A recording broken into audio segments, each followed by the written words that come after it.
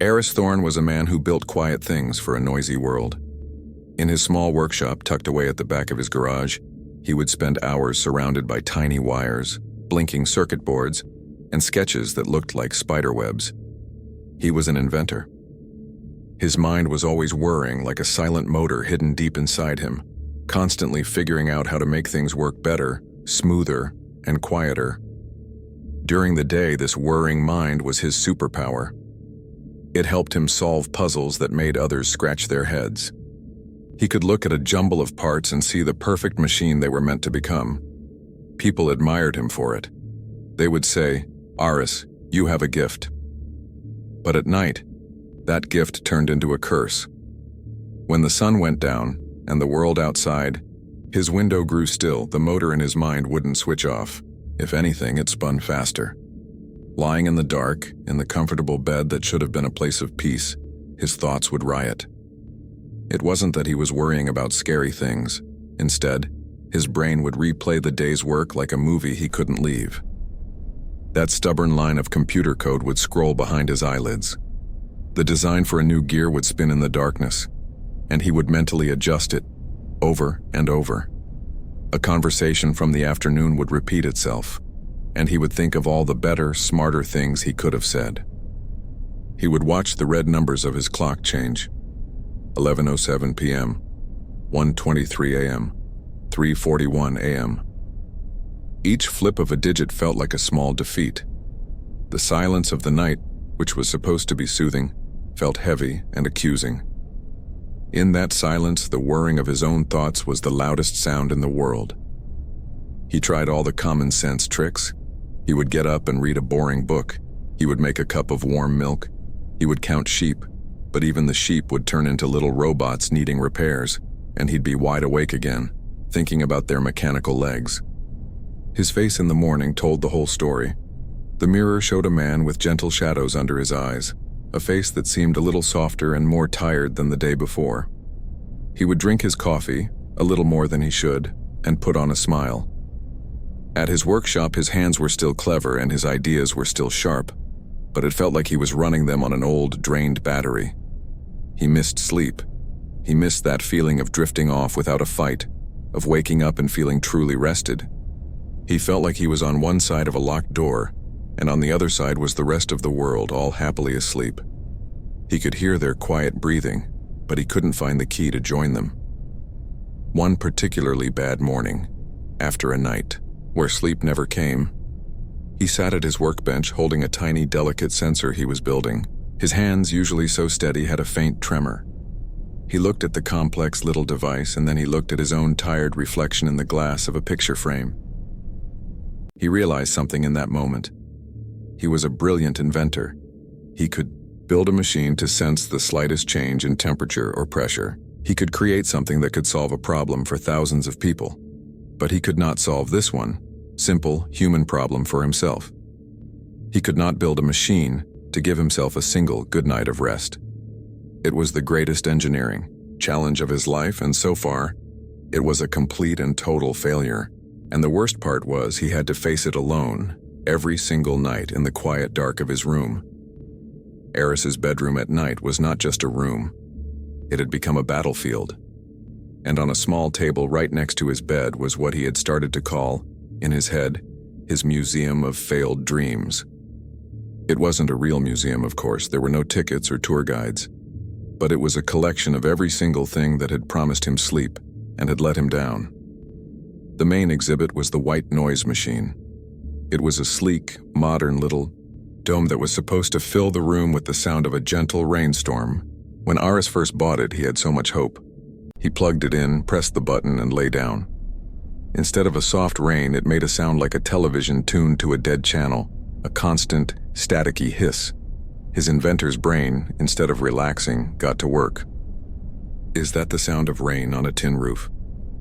No, the frequency is too consistent. It sounds more like a broken air conditioner. He spent the whole night analyzing the sound, not sleeping through it. Next to the white noise machine stood a small forest of little brown bottles. These were the sleep supplements: melatonin, valerian root, chamomile extracts. Each bottle was nearly full, One would make his mind feel heavy but his body restless, like he was trapped in concrete. Another did nothing at all. A third gave him such vivid, strange dreams that he'd wake up feeling more tired than when he went to bed, as if he'd been running all night in his sleep. Then there was the phone, leaning against a bottle. His screen was filled with sleep-tracking apps. They had names like Sleep Cycle and Calm Slumber. He would place the phone on his mattress, and it would use its microphone and accelerometer to track his tossing and turning. In the morning, it would show him a graph.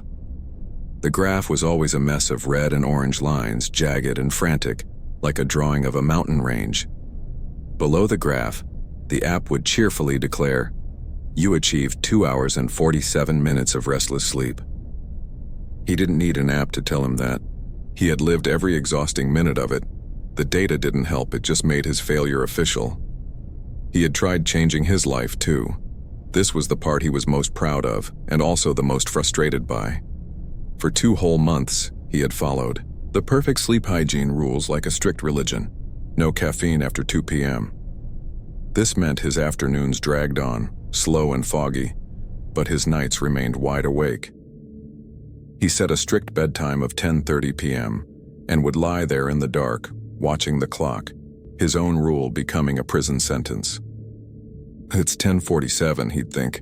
I've been failing to sleep for 17 minutes. He tried meditation. He would sit cross-legged on the floor and try to clear his mind. But his mind was not a blackboard you could just wipe clean. It was more like a popcorn maker with new thoughts, worries, and song lyrics popping up constantly. "Focus on your breath," the calm voice on the app would say. So he would. In, out. Is my breathing too shallow? I think I read something about carbon dioxide levels. I should invent a better way to measure breath. And he was off again, his brain racing down a new inventor's rabbit hole. The hardest part wasn't the tiredness. He was used to being tired. The hardest part was the feeling of being broken. Everyone else in the world seemed to know how to do this simple, basic thing. They would yawn, say, "I'm hitting the hay," and then they would just do it. For Eris, it was like everyone had been given a secret instruction manual at birth, and he had been absent that day. One Friday evening, after another long week of failed nights, he stood in his kitchen, staring into his fridge. He was too tired to cook, too tired to even decide what to eat. He felt a deep loneliness. It was a loneliness that only happened in the quiet moments when there was no work to distract him, when the only person he had to face was his own tired self. He looked back toward his bedroom, where the museum of failed dreams sat waiting for him in the dark. He knew every item in that collection by heart. He knew the exact sound of the white noise machine, the taste of the herbal supplements, the glow of the phone screen in the middle of the night. He closed the fridge door without taking anything out. A realization, quiet but firm, settled in his chest. He couldn't keep fighting the war this way. He was using the same tactics over and over and expecting a different result. He was an inventor. His whole job was to find new solutions to old problems. But with his own sleep, he had stopped inventing. He had just been following other people's instructions. Maybe, he thought, the answer wasn't another bottle or another app. Maybe the problem wasn't his room, or his diet, or his routine. Maybe the problem was the battle itself. Maybe the key wasn't to fight his worrying mind, but to find a way to guide it, to give it a new, quiet path to wander down, instead of the same old frantic loops.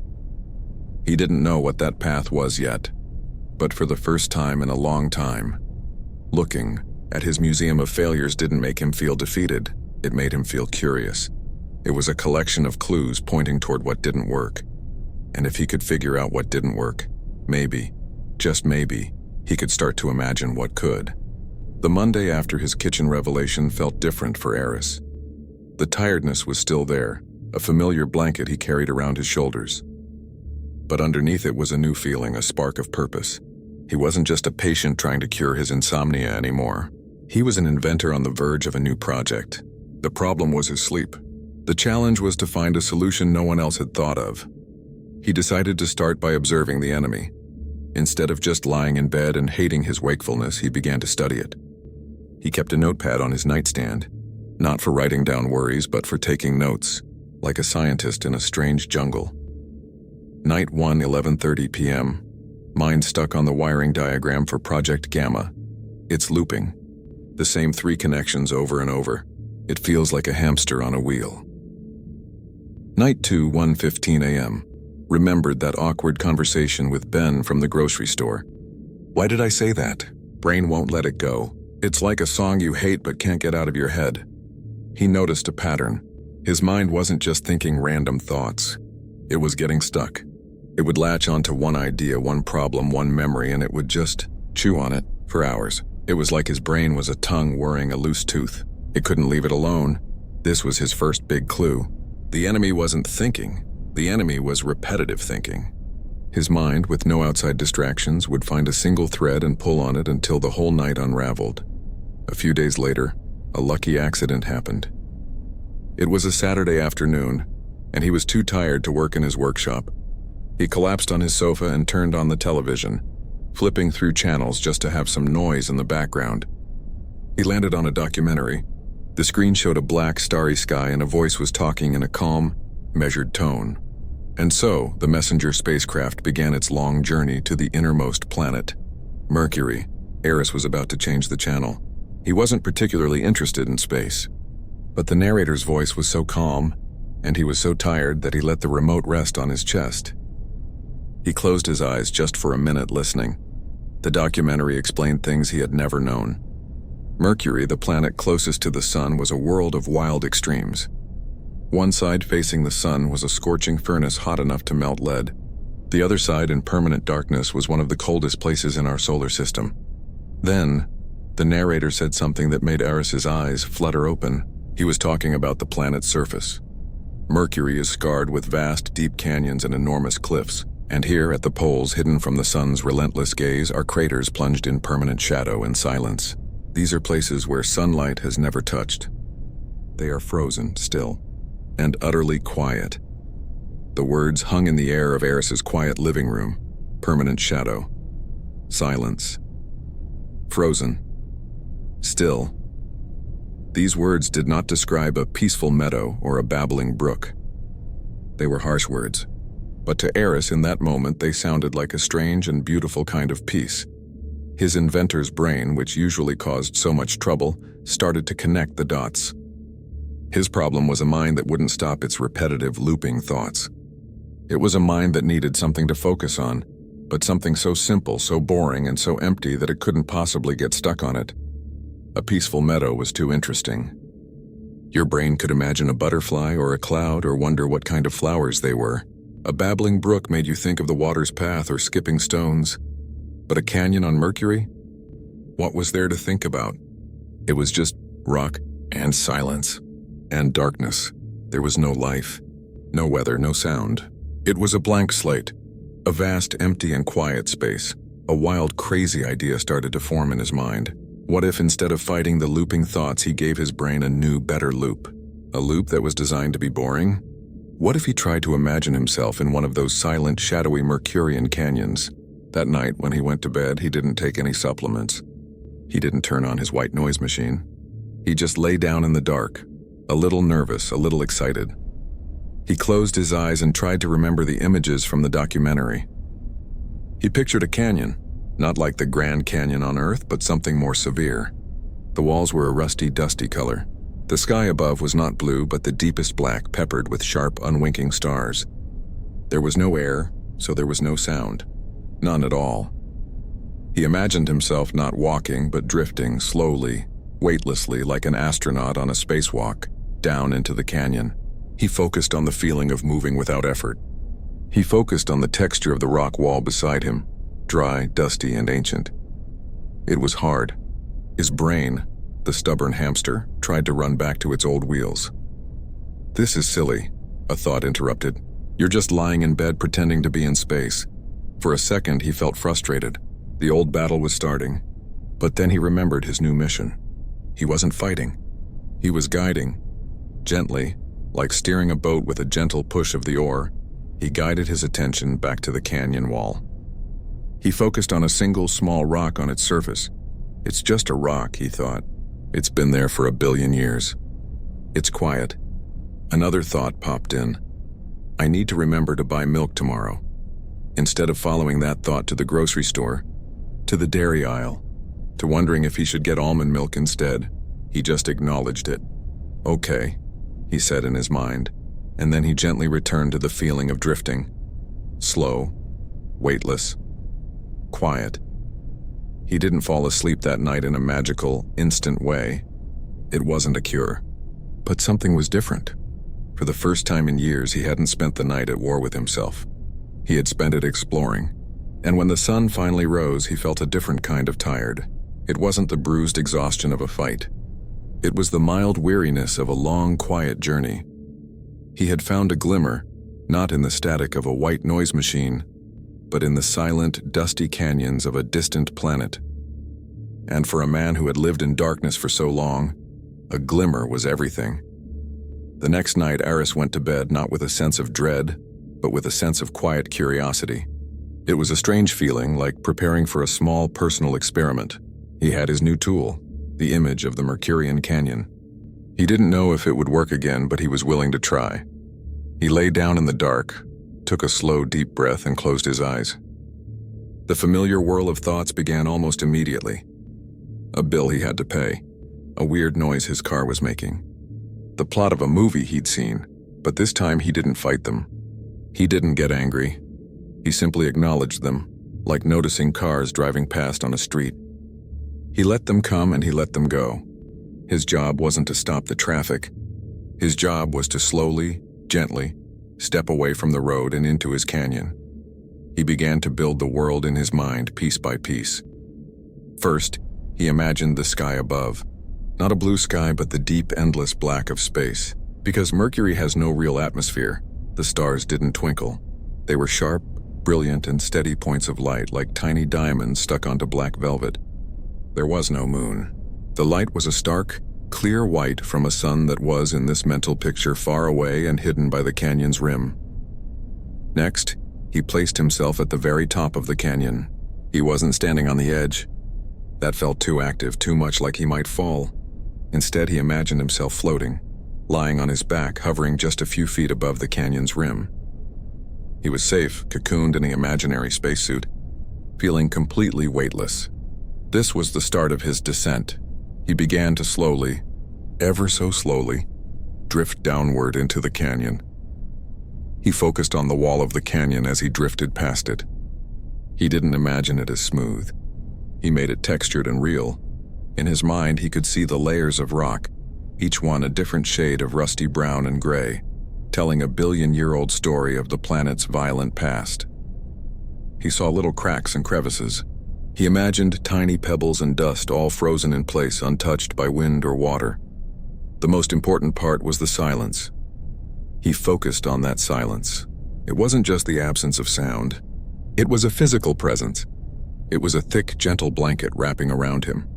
On Earth, even in a quiet room, there is always a sound. The hum of a refrigerator, the faint rush of a car far away, the beat of your own heart. But here on Mercury, there was nothing, no air to carry sound. It was the deepest quiet he could possibly imagine. His mind, of course, tried to wander. About 5 minutes into his descent, a thought barged in. Did I remember to email Sarah back about the meeting? This was the critical moment. In the past, this thought would have been a hook. It would have pulled him out of bed, made him check his phone, and started a whole new cycle of anxiety about work. But tonight, he did something different. He didn't follow the thought. He didn't yell at it. He simply noticed it. He pictured the thought as a small, smooth stone. He mentally picked it up, looked at it, and then placed it gently onto the canyon wall he was drifting past. He watched it settle into a dusty crack, and then he returned his focus to the feeling of drifting. Slow, weightless, quiet. It happened again. I wonder what the weather will be like tomorrow. Another smooth stone. He placed it on the canyon wall, drifting, slow, weightless, quiet. This became the rhythm of his night. It wasn't about forcing sleep. It was about gently guiding his attention over and over back to this simple, boring, peaceful scene. The canyon was so empty, so uneventful, that there was nothing for his problem-solving brain to grab onto. There were no problems to fix in a silent, rocky canyon on a dead planet. There was only the slow, gentle drift downward. He didn't know when it happened. That was the magical part. One moment he was consciously focusing on the texture of a specific rock, making sure his mind didn't wander. The next moment he wasn't imagining the canyon anymore. He was just in it. The line between his conscious creation and a dream began to blur. The canyon in his dream was even more vivid. The stars above seemed to pulse with a soft internal light. The feeling of weightlessness was so real he could feel it in his stomach. He drifted deeper and deeper down into the shadows where the sun never reached. It was cold, but not an uncomfortable cold. It was a soothing, numbing cold like placing a cool cloth on a fevered forehead. The silence was absolute. It was a comfort. He didn't dream of work or of embarrassing moments. He just dreamt of the drift, of the quiet, of the dark. When his alarm clock went off in the morning, the sound was a shock. It felt alien and harsh, ripping him out of that deep, silent place. He opened his eyes. The room was lit with the soft gray light of dawn. For a second, he felt disoriented. He had been so deep in that canyon, and then he realized it. He had slept, not a fractured, restless sleep, filled with half-dreams and anxious awakenings. He had fallen into a deep, solid, uninterrupted sleep. He hadn't even stirred once. The journey into the canyon had been so smooth that he never noticed the exact moment he crossed over from being awake to being asleep. He sat up in bed. The tiredness wasn't gone. Years of sleep debt couldn't be erased in one night, but it was different. The heavy, gritty feeling in his eyes was less. The fog in his brain had lifted just a little. For the first time in longer than he could remember, he didn't feel completely defeated by the morning. He looked at the clock. He had given his brain a new job last night. Instead of the job of worrying, he had given it the job of being a quiet explorer. And it had worked. A small, slow smile spread across his face. It wasn't a victory smile. It was a smile of wonder.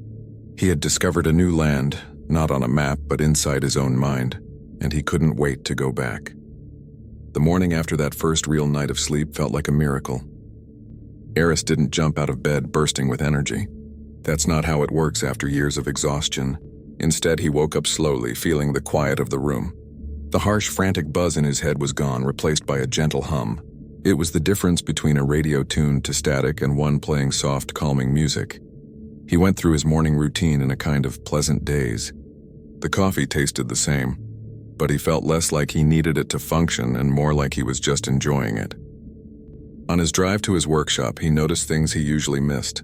The way the sun hit the leaves on a certain tree, the color of the sky. His mind felt clear, like a window that had been washed after a long, dusty season. But Eris was, at his core, an inventor. And an inventor's job doesn't stop at a single success. A single working prototype is just the beginning. Now that he knew the Mercury Canyon idea could work, his mind started whirring again. But this time it was a productive, excited whir. The problem was consistency. Last night had been wonderful, but what about tonight? Could he do it again? The journey into the canyon had been a little messy. His mind had wandered a lot.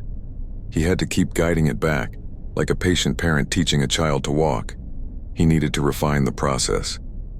His mind was his new workshop, and the guided descent was his new project. That evening, he sat at his kitchen table with a fresh notebook.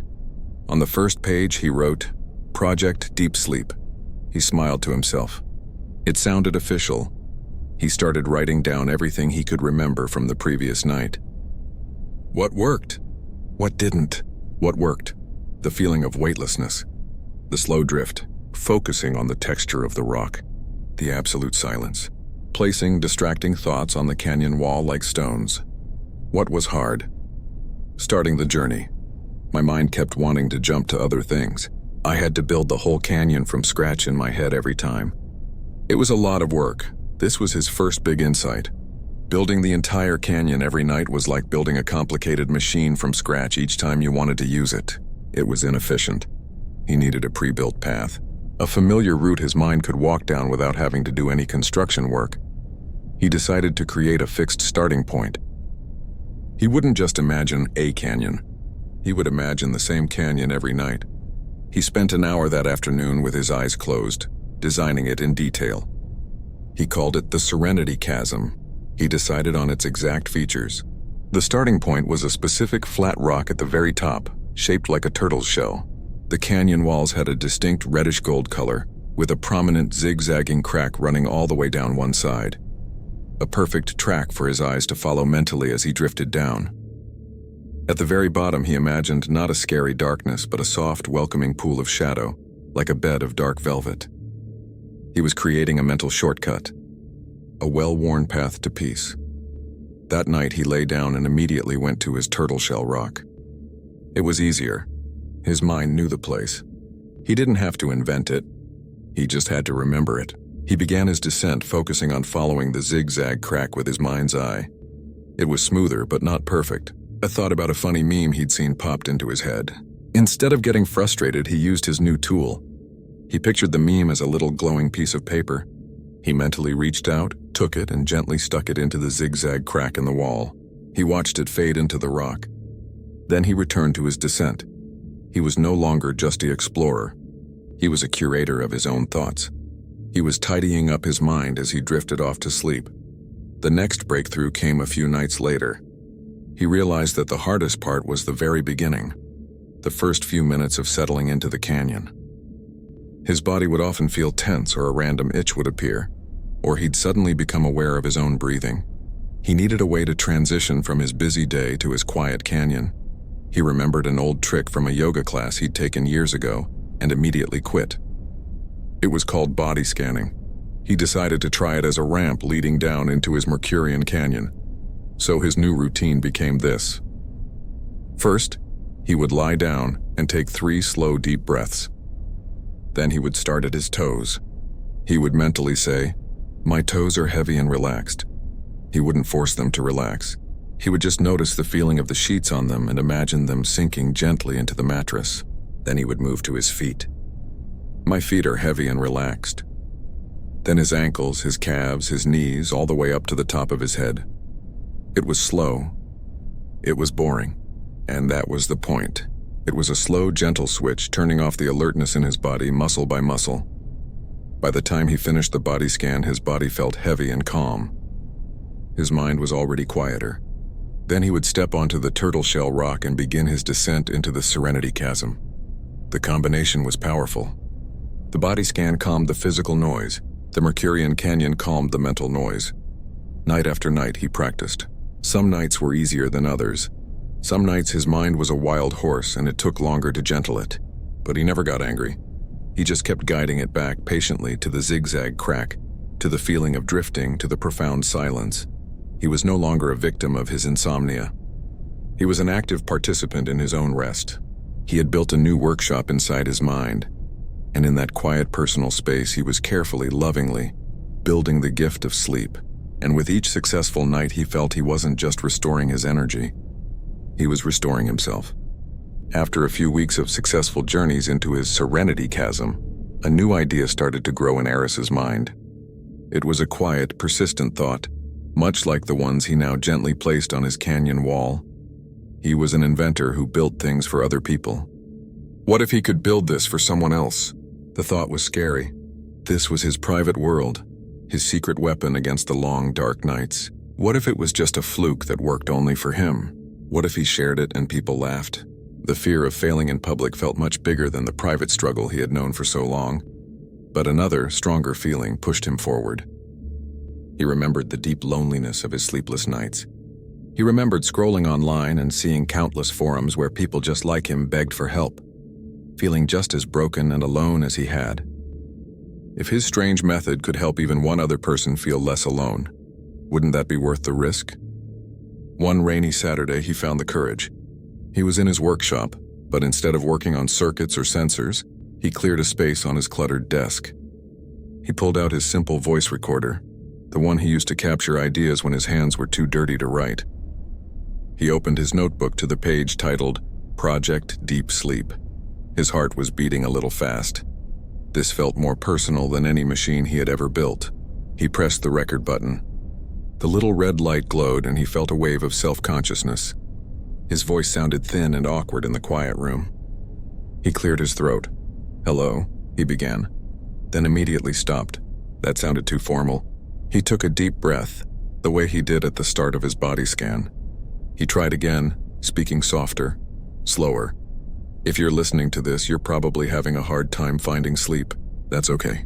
I've been there too. Tonight, we're not going to try to sleep.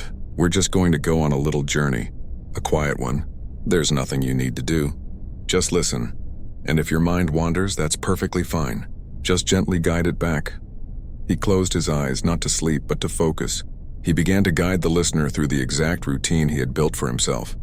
First, the 3 deep breaths. He breathed loudly and slowly into the microphone so the listener could match his rhythm. Then the body scan.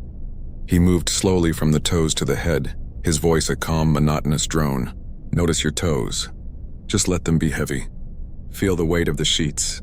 Now let that feeling of heaviness move into your feet. It took several minutes.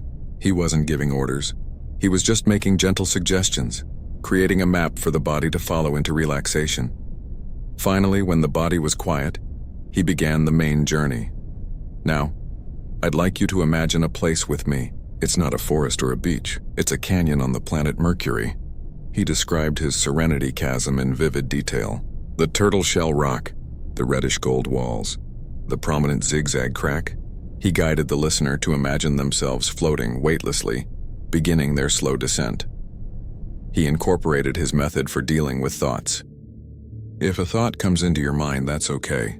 It's normal. Just imagine it as a smooth gray stone. See it in your mind. Now gently, place that stone into one of the cracks in the canyon wall. Watch it settle there.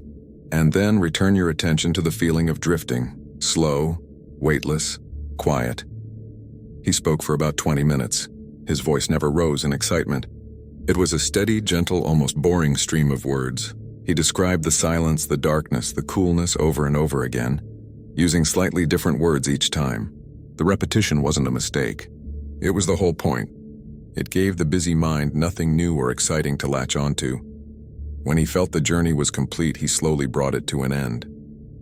And now, in this deep, quiet darkness, you can just rest. The journey is over. There is nothing more to do. Just rest.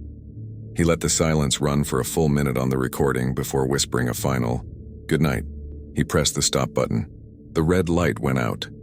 He sat there in his workshop, surrounded by his tools and half-built machines, and felt incredibly vulnerable. He had just poured his most personal struggle and his hard-won solution into a digital file. It was raw and unpolished. He could hear his own breaths and the slight rustle of his clothes on the recording. It wasn't professional.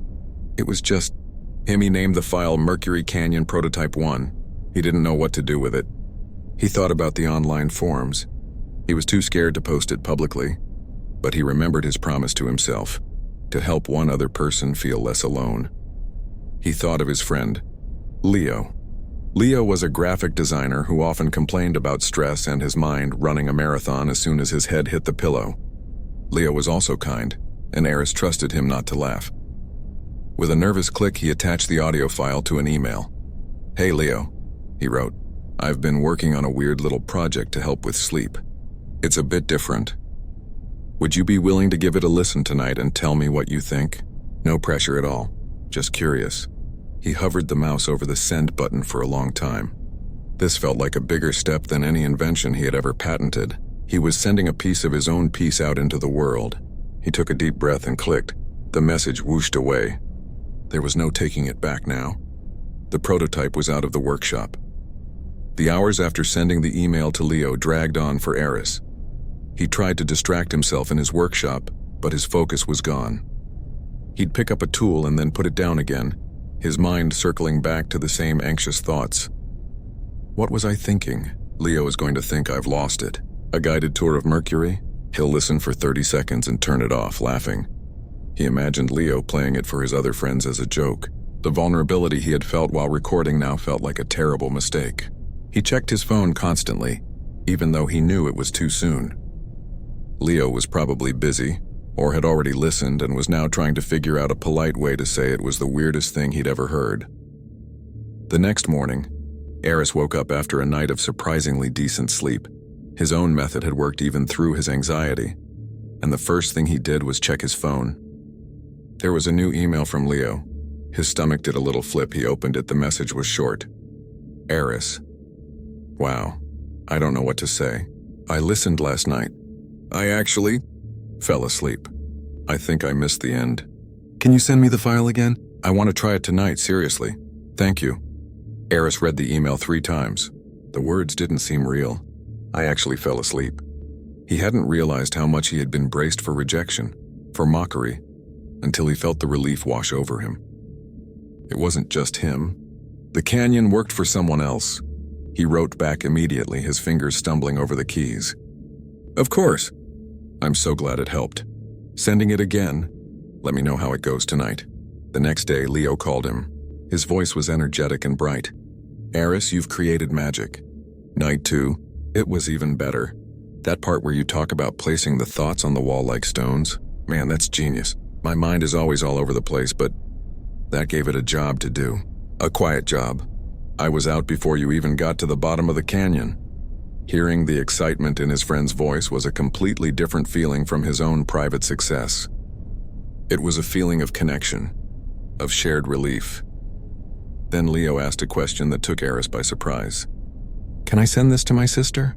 She's been having a really hard time with anxiety since the baby was born. She says she can't shut her brain off. Eris felt a new kind of nervousness. This was spreading beyond his control. But he remembered his original goal, to help people feel less alone. Yeah, sure, of course. Let me know what she thinks.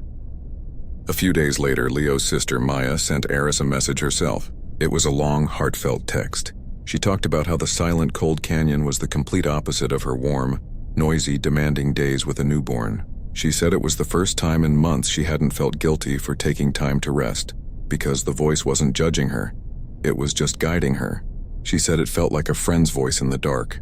That phrase stuck with Eris. A friend's voice in the dark.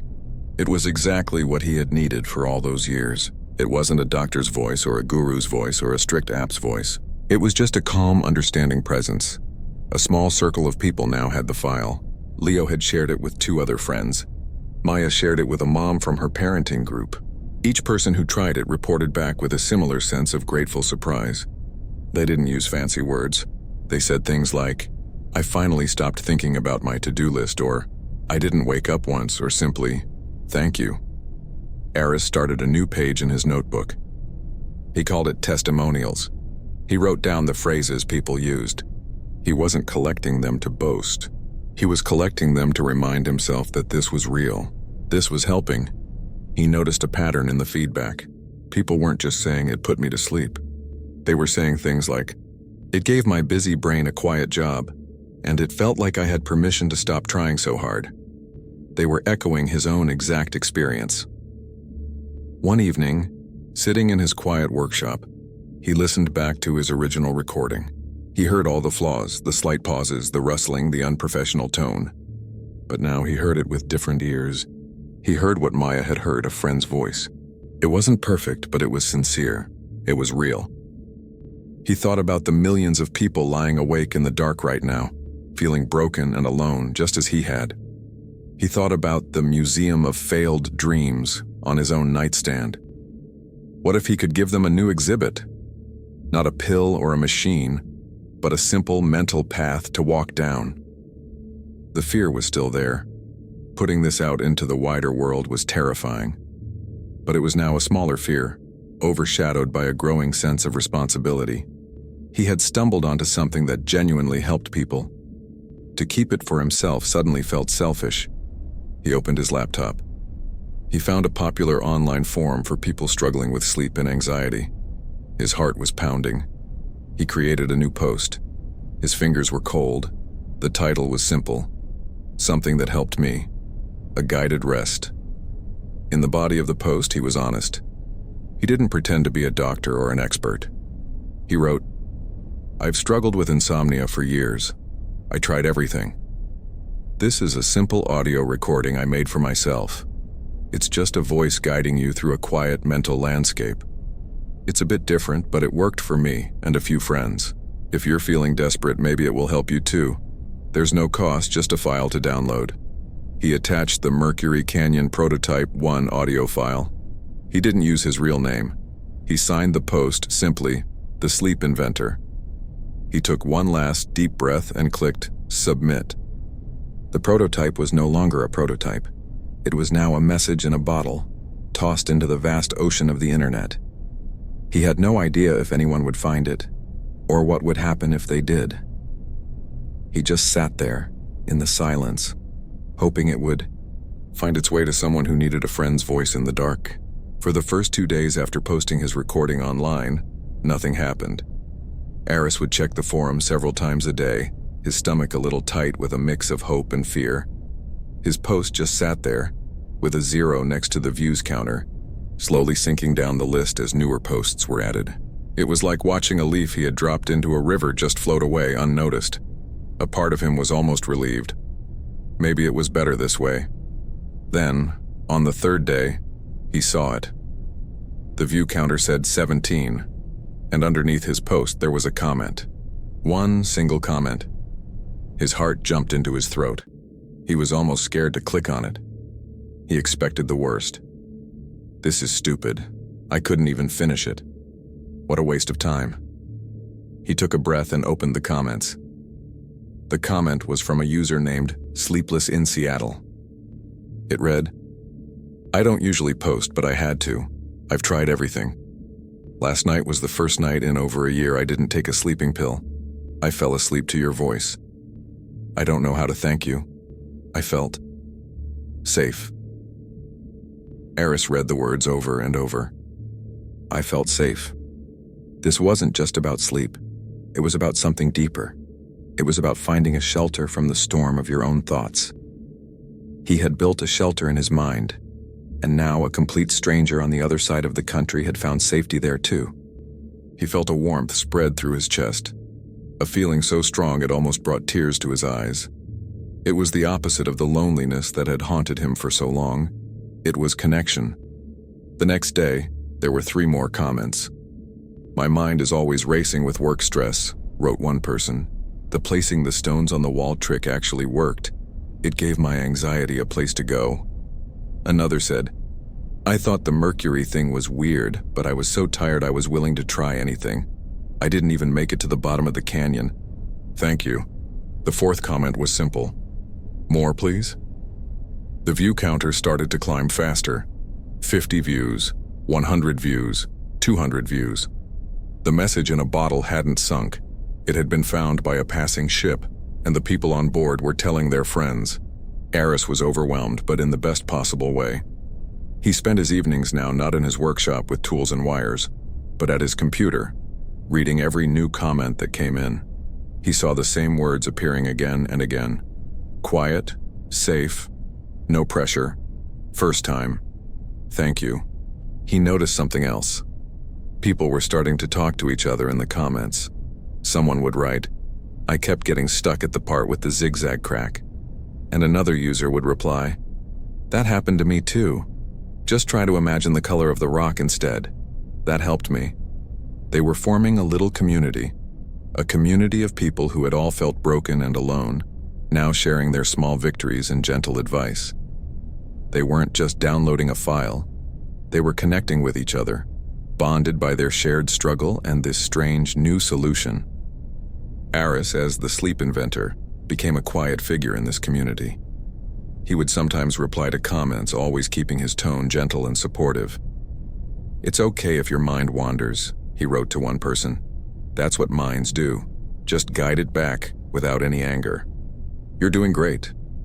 He realized he wasn't just providing a tool. He was providing permission. Permission to fail. Permission to have a busy mind. Permission to not try so hard to sleep. He was telling people what he had desperately needed to hear for years. You are not broken. One evening, a particularly moving comment came in. It was from a woman who explained that she was a nurse who had worked through the worst of the pandemic. Her mind, she said, was filled with echoes of those difficult times, and silence was her enemy. She wrote, "Your recording gave that silence a new shape. It made it feel vast and peaceful instead of empty and scary. For the first time in a long time, the quiet felt like a friend." Aris leaned back in his chair, the glow of the screen lighting up his face. He looked around his real workshop, at the physical inventions he had spent his life building. They were clever, they were useful, but they felt small compared to this. He had set out to fix his own sleep, and in doing so, he had accidentally built a different kind of machine. It wasn't a machine made of metal and wires. It was a machine made of voice, of imagination, and of human connection. It took one person's loneliness and transformed it into a sanctuary for thousands. He thought about the museum of failed dreams on his nightstand. The white noise machine, the bottles of pills, the sleep tracking apps. They weren't failures anymore. They were stepping stones. They were the path that led him here, to this moment, reading a comment from a tired nurse who finally found rest. He didn't need a museum to remember his failures anymore. He had a living, breathing community to celebrate his success. And his success was simply helping others find their own. The message in the bottle had been found, and it had started a chain reaction of quiet, peaceful nights. The little forum post was no longer little. It had taken on a life of its own. What started as a single audio file was now a thriving online community with thousands of members. They called themselves the Canyon Drifters. Ares, still known only as the Sleep Inventor, watched this growth with a sense of awe. He was no longer just the creator. He was a caretaker. He created a new dedicated website, a simple, calm space with a soft, dark blue background like a night sky. He called it the Sleep Sanctuary. He uploaded his original recording, now cleaned up to remove the worst of the rustling sounds. But he didn't stop there. The community had given him ideas. People asked for different journeys. So, he created new paths for the mind to wander. He made a deep forest track, but not a sunny one. This was a forest at night, under a thick canopy of trees where the air was still and the only sound was the distant call of a single owl. The goal was the same: quiet, darkness, and a gentle focus. He made a slow ocean track, where the listener imagined they were lying on the sandy bottom of a very deep, calm sea, watching the sunlight fade far above them into a soft, dark blue. But the most popular track by far remained the original, drifting through Mercury's canyons. There was something about its stark, otherworldly silence that people loved. It was so different from their busy, noisy, complicated lives. It was a clean break. The community on the website's forums was the real magic. Aris would spend an hour each evening reading the posts. It was like listening to a giant group therapy session, but one filled with hope and gentle encouragement. A young man named David wrote, "I have a big job interview tomorrow. My anxiety is through the roof. I'm going to try the canyon tonight. Any tips?" Within an hour, he had a dozen replies. "You've got this, David. Just focus on the feeling of weightlessness. Let the job worries go for tonight. Imagine your resume as a stone, David. Put it right on that canyon wall. It'll be there in the morning, I promise." A mother named Sarah posted, "I didn't even make it through the body scan tonight. The baby was crying and I was so tired I cried too. I feel like a failure." The community rushed to support her. "Oh, Sarah, you are not a failure. You're a hero. Just getting through the day is a win. Maybe just listen for 5 minutes while you feed the baby. No pressure to sleep." "Sarah, being a mom is hard. Be kind to yourself. The canyon will be waiting for you when you're ready." Aris read these exchanges with a full heart. They were doing the work for him. They were being the friend's voice in the dark for each other. He had given them a tool, but they were using it to build a support system. They had created a place where it was okay to be tired, to be stressed, to be human. He received an email one day from a university researcher. They were studying non-medical interventions for insomnia and had come across his website. They asked if they could use his work in a formal study. Aris agreed immediately, his hands trembling slightly as he typed the reply. Science was taking his personal struggle seriously. But the most powerful moment came from a private message. It was from an elderly man named Arthur. "I am 78 years old," he wrote. "I have not slept through the night since I was a soldier in the war, many years ago. The dreams were too much. The silence was too loud. My wife passed away last year and the nights became even longer. I found your website by accident. I listened to your voice talking about the silent canyons. For the first time in over 50 years, I slept. I didn't dream of the war. I didn't dream of being alone. I just rested. I cannot thank you enough. You have given an old man his nights back." Eris had to get up and walk away from his computer. He stood in his kitchen looking out the window, tears quietly streaming down his face. This was no longer about sleep. This was about healing old wounds. This was about soothing a pain that was decades deep. He thought about the ripple effect. Arthur was sleeping better. Maybe he was now less lonely. Maybe he had more energy to see his grandchildren, to enjoy his days. His whole quality of life had shifted because of a simple recorded voice. The sleep inventor had never wanted to be a leader or a guru. He was just a tired man who had found a trick that worked. But now he saw the impact of what he had done. He hadn't invented a pill or a machine. He had started a quiet revolution of rest. He wasn't fighting a war against insomnia anymore. He was planting a garden of peace, one listener at a time. And in this garden, people were not just finding sleep. They were finding kindness, for themselves and for each other. They were remembering that even in the darkest, quietest part of the night, they were not alone. Years have a way of passing quietly. For Eris, the frantic, exhausting cycles of sleepless nights were now a memory, like an old, faded photograph of a place he no longer lived. His life had found a new rhythm, a gentle and steady beat. He still lived in the same house. His workshop was still filled with half-built inventions, wires and circuit boards. He still enjoyed the quiet challenge of solving a mechanical puzzle. But now his most important project was no longer inside those four walls. It was out in the world, living in the minds of millions of people. One evening, he was preparing for a live online event.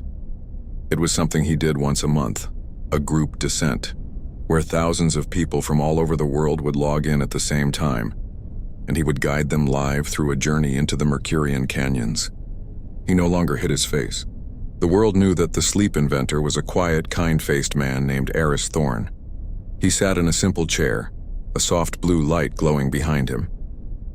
He looked into the camera and saw the viewer count rising. 10,000, 50,000, 100,000.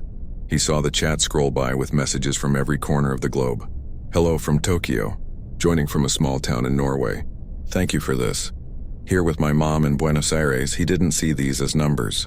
He saw them as people. A student in Seoul, stressed about exams. A nurse in London, finishing a long shift. A new parent in Toronto, desperate for an hour of rest. They were all coming together in this digital space to find a moment of peace. "Hello everyone," he began, his voice as calm and familiar as an old friend's. "Welcome. Wherever you are, whatever your day has been, you can let it go now. There is nothing you need to do.